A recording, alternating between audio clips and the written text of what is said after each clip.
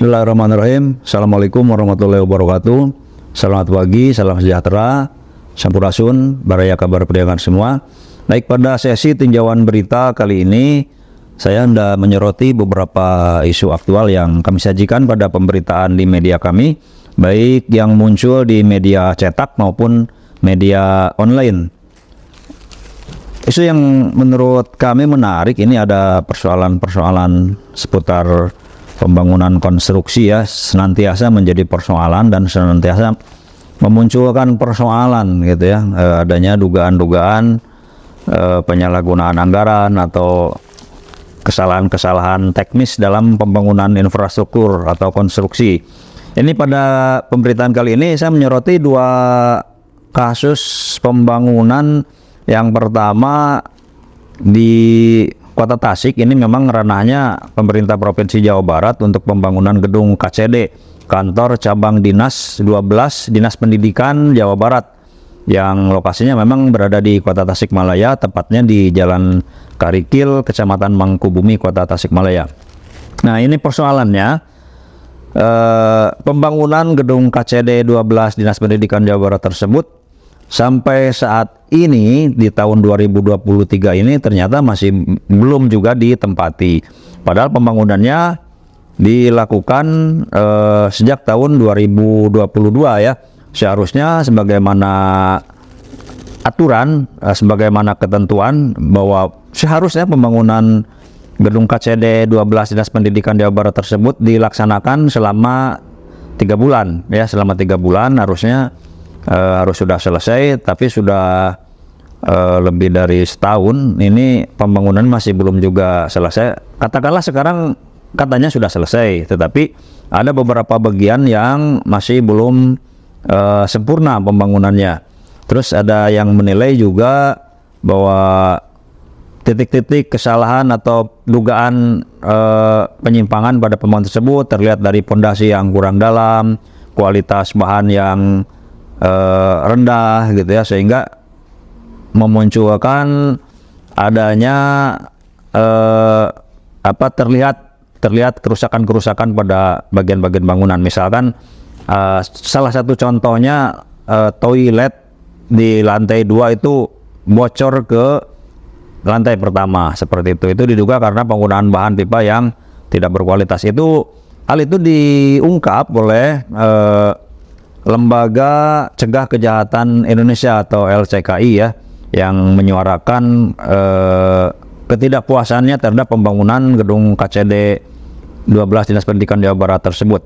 Padahal seharusnya dengan anggaran yang sangat besar, pembangunan gedung KCD 12 tersebut menyerap anggaran sampai 5,4 miliar ya, dana yang sangat besar, tapi pembangunannya terkatung-katung. Nah, justru karena pembangunannya yang terkatung-katung, maka memunculkan dugaan-dugaan banyaknya persoalan di situ.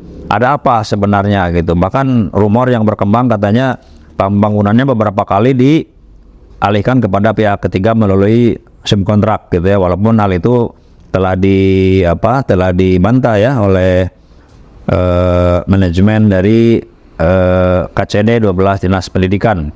Tapi kita berharap bahwa seandainya pun memang ini ada persoalan, harus ada klarifikasi yang jelas, yang tegas dari pemerintah terkait dengan ada apa sebenarnya pembangunan gedung KCD 12 Dinas Pendidikan Provinsi Jawa Barat ini.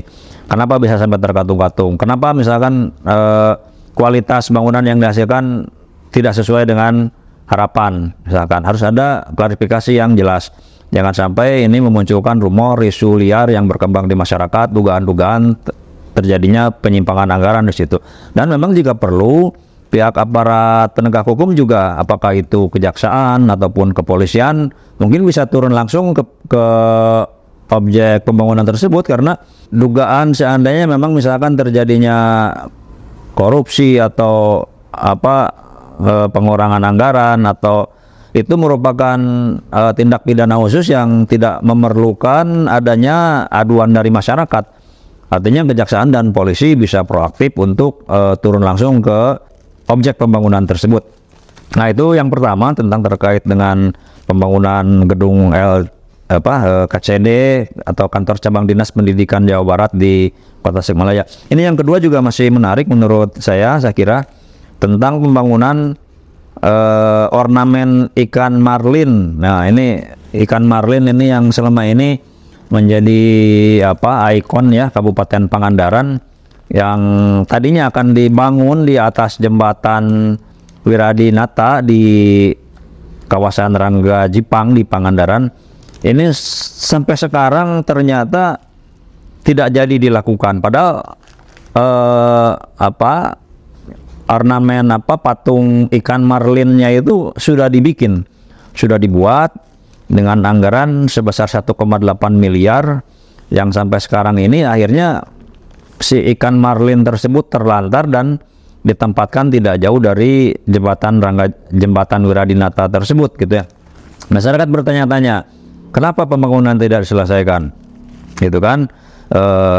Ternyata memang ini persoalan teknis, memang betul persoalan teknis, sehingga si ikan marlin yang konon tingginya nanti dibikin 10 meter dengan lebar 10 meter ternyata tidak bisa ditempatkan di atas jembatan Wiradinata tersebut karena bebannya terlalu berat.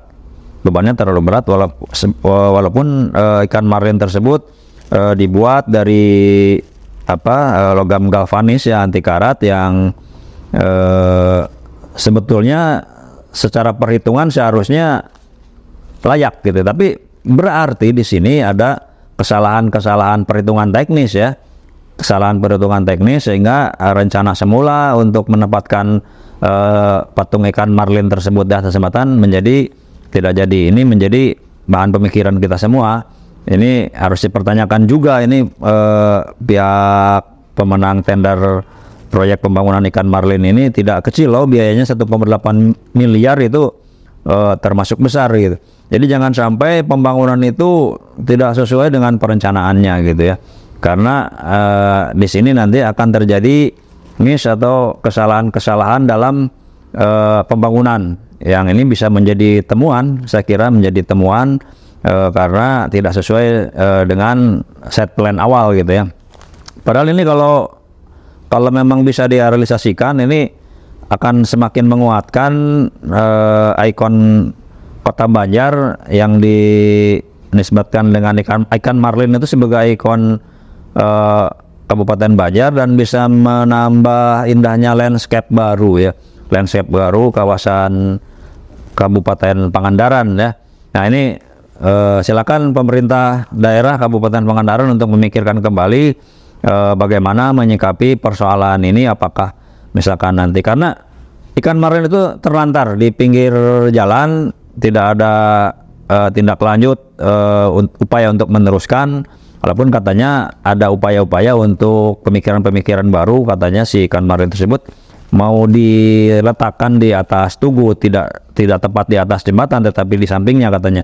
Tapi apapun yang ditempuh oleh pemerintah, mudah-mudahan saja ini persoalan ini bisa selesai dan menjadi bahan pelajaran juga ya, bahwa sesuatu yang direncanakan itu harus sesuai dengan perencanaan awalnya, pembangunan harus sesuai dengan perencanaannya. Itu saja mungkin dari saya.